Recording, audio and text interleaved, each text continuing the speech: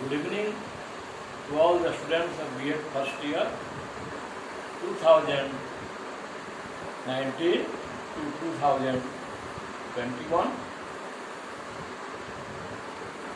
paper 2, C2, Unit 3, School of Philosophy,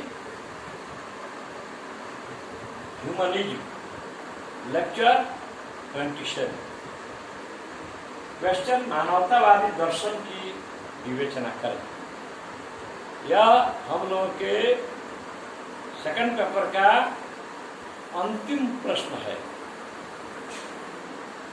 इसमें हम लोग 2 लेक्चर या 3 लेक्चर में देखेंगे। कैसे आज है मानवतावादी दर्शन की विवेचना करें। इतिहास साक्षी है कि 13वीं सदी के अंत तक यूरोप में चर्च का काफी वर्चस्व रहा और वहाँ के लोग धर्म के बंधन में जकड़कर जीवन जी रहे थे। परंतु 14वीं सदी में वैज्ञानिक आविष्कारों के आने से धार्मिक अंधविश्वासों का अंत हुआ और औद्योगिकरण की प्रक्रिया भी तीव्र हुई।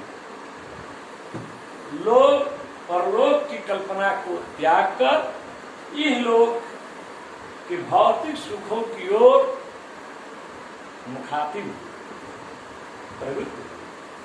परंतु मानव जीवन यंत्रवत एवं मशीनवत हो गया, मशीन के समान हो गया।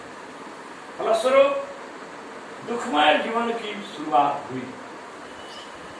मनुष्य प्रकृति से दूर होता गया, प्रकृति से विमुख होता गया और उसके जीवन में दुख भी बढ़ता ही गया। मनुष्य इतना भोग विलासी हो गया कि वह अपने मूल स्वरूप को ही भूलने लगा। जिसके विरुद्ध बौद्धिक व्यक्तियों ने, बुद्धिमान व्यक्तियों ने, शिक्षित व्यक्तियों ने, जिसमें इंग्लैंड के वॉल्टेयर का नाम आता है, बौद्धिक दमन के विरुद्ध आवाज उठाई, जिसे आगे चलकर विवेकवाद, रैशनलिज्म की संज्ञा दी गई। वर्तमान मानवतावाद का आरंभ 18वीं शताब्दी में ही हुआ। मानवतावाद से तात्पर्य आधुनिक युग की एक विशेष दार्शनिक चिंतन धारा से है, जो संपूर्ण विश्व को एक परिवार के रूप में देखती है और मानव मात्र की सुख शांति हेतु मार्ग की खोज में सतत प्रयत्नशील रहती है। अब है ये में मानवतावाद के 2 स्वरूप हैं। एक है शास्त्रीय मानवतावाद, क्लासिकल ह्यूमनिज्म, और दूसरा है विज्ञानवादी,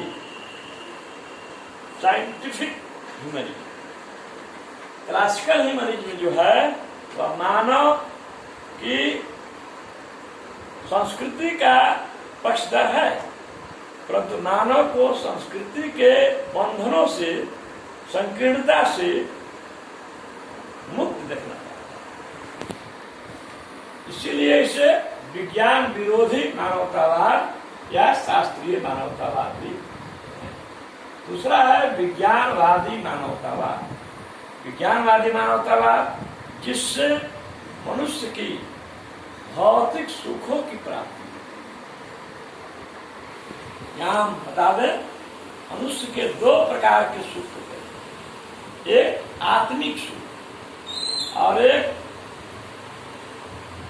भौतिक सुख। आत्मिक सुख में आता है जिससे आत्मा को सुख मिलता है, वह शास्त्रीय मानवतावाद।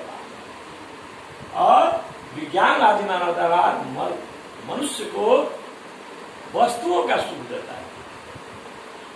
अधिक से अधिक वस्तु पाकर भी आज का मनुष्य सुखी नहीं है। एक चीज हम यहाँ बता देना चाहते हैं, विज्ञानवादी मानवतावाद जो है वह विज्ञान का पक्षधर है, लेकिन विज्ञान से रचनात्मक स्वरूप का पक्षधर है, विज्ञान से के उस स्वरूप को जिसमें संहार भरा हुआ है, इसका यह कट्टर विरोधी है। विज्ञान का वह पक्ष जो मानवता, जिसके कारण मानवता का अस्तित्व ही खतरे में है, उसका यह कट्टर विरोधी है। आइए दूसरा है मानवतावादी दर्शन बी। तत्व मीमांसा, ज्ञान मीमांसा, मूल्य मीमांसा। तत्व मीमांसा है ईश्वर प्रकृति मूल तत्व है, केवल नहीं, प्रकृति मूल तत्व है। दूसरा, कोई अलौकिक तत्व या आध्यात्मिक तत्व नहीं। तीसरा, भौतिक जगत जिसमें हम रहते हैं वही सत्य है, लेकिन वह परिवर्तनशील है। दूसरा, ज्ञान मीमांसा, पदार्थ जन्य संसार की समस्त वस्तुओं के स्वरूप को जानना ही ज्ञान। इंद्रियों द्वारा प्राप्त प्रत्यक्ष ज्ञान जो तर्क की कसौटी पर खरा उतरता है, वही सत्य ज्ञान हो सकता है। जिसको हम अपने इंद्रियों से देखते हैं और तर्क की कसौटी पर फंस कर खरा उतारते हैं, खरा उतरता है, वही ज्ञान वास्तविक ज्ञान है। तीसरा है मूल्य मीमांसा। मूल्य मीमांसा है जीवन के मूल्य।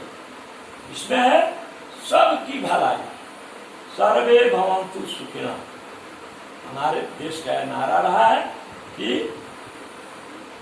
सभी सुखी रहे, सबकी भलाई, गुड फॉर ऑल। इसमें है good for all is the greatest value of human life.